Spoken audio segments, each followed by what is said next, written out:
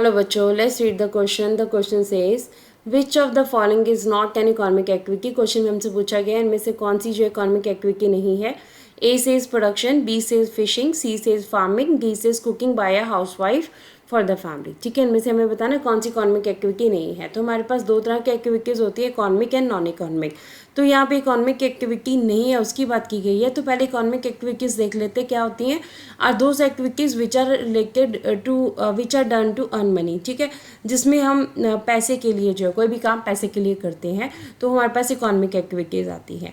अब non economic activities क्या होती है हमारे पास. नॉन इकोनॉमिक एक्टिविटीज़ होती हैं जो कि हमारे पास पैसे से रिलेटेड नहीं होती. मतलब हम एक्टिविटीज़ करते हैं बट उनमें पैसा जो है that was not that money जो है इम्पॉर्टेंट मैटर नहीं होता है.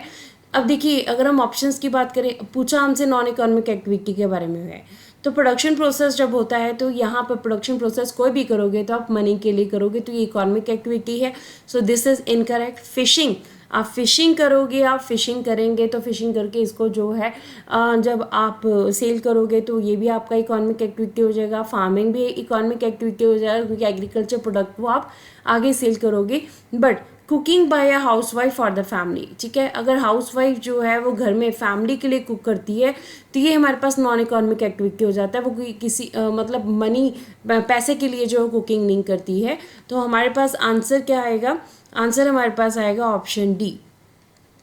इन्होंने पूछा था नॉन इकोनॉमिक एक्टिविटी नहीं है तो cooking by housewife for the family is a non economic activity. Answer D is the right answer. Hopes you understood the question as well as the answer. Thank you.